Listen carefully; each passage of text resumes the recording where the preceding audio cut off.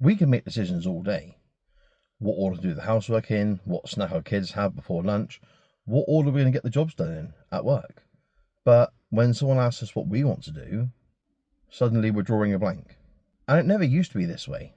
Before now, when we were younger, if someone asked us what we wanted to do, the only difficulty in the decision was, what do you want to do first? And it's not like we suddenly forgot what we enjoyed doing.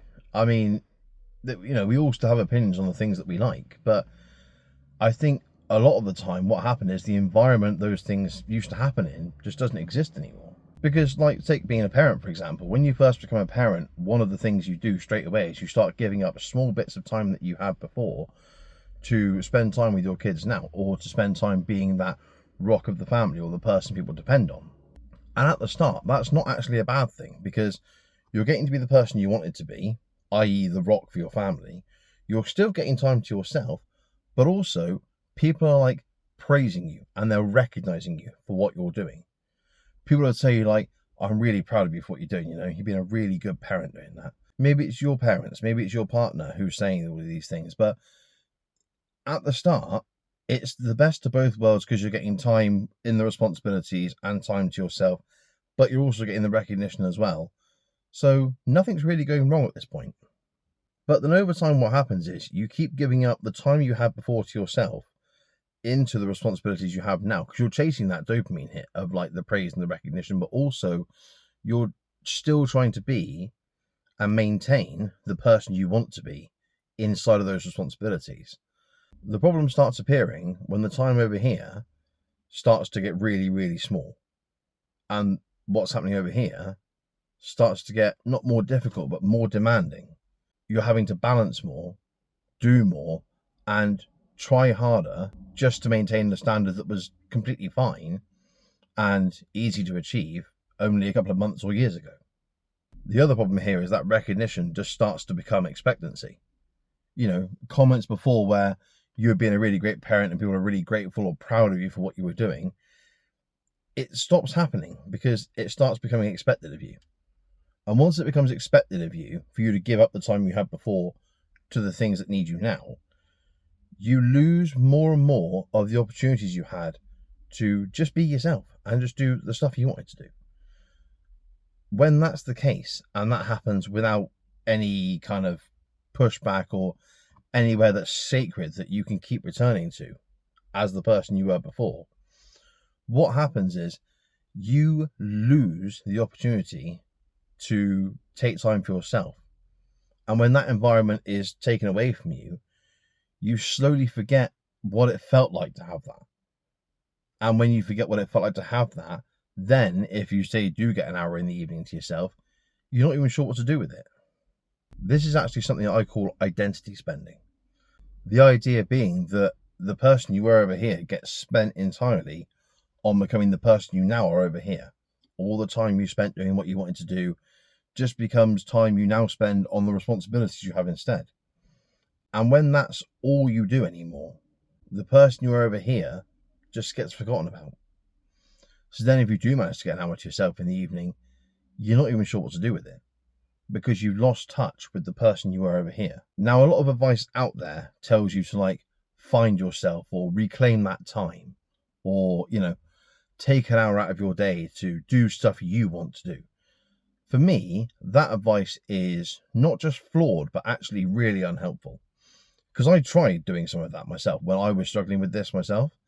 And all I found was that there's pressure and guilt and actually time you haven't got to spend that you're trying to force in following this advice. So what I tried doing out of desperation to start with, something I now do as more of a system, was I tried to incorporate things I liked doing into the responsibilities I already had. So instead of forcing a divide between this person and this person, trying to bring them both into the same room. What I call that now is a shared reset. A shared reset is a really useful tool that I developed over a lot of years and a lot of fuck ups, honestly. A good example of this would be something like doing the dishes. That's a responsibility you have over here. However, if, say, for instance, you were anything like me and you loved going to concerts or listening to music incredibly loudly because you were younger then and you could get away with it, bring some of that music back in, right? So for me, I love like Green Day and Bring Me the Horizon, The Blackout, U-6, lots of nice heavy rock, yeah? I would play that same music on my phone while I'm doing the dishes and just allow myself the freedom to like sing along or lip sync as if I was playing the main stage at Glastonbury. And actually, just that in itself became a release. Only a small release, but it was so much similar to the release you have over here for going to those environments and just being yourself without pressure. That one step at a time, the person I was over here wasn't being forgotten about anymore. They were walking back into the same room as the responsibilities, and while it's not the same as being the person you are over here, it's better than not having any of that person at all. If, say, for example, you were a working parent, another good example is the drive to and from work or the commute to and from work. If you're driving or if you're on a bus or a train or whatever it might be, put some headphones in if you're in a communal space, or if you're in the car, just pick your phone on. Play the music you used to love listening to. Really fucking own that moment. Whether you're quietly headbanging, imagining a mosh pit on a train, or whether you're screaming into the steering wheel like it's the microphone at Wembley, just immerse yourself in that time. Use those moments to share the responsibility and the person you were or the person you used to be in that same environment. Another good example of this, right? If you're, say, for instance, on your break at work, and normally you spend that time talking to your colleague about the morning you've had or whatever, fuck doing any of that. If you used to love going to football or rugby, go watch the highlights on your phone on YouTube for 5 minutes. It's not the same as going to a game itself, just in the same way that listening to music while you're doing the dishes or driving to or from work isn't the same as being at a concert. But you're still bringing that person back into the room with you. That person was never gone or forgotten about. You just lost the time where you got to be that person. What a shared reset does is just allow you to bring that person back into the room without making everything over here suffer for doing it.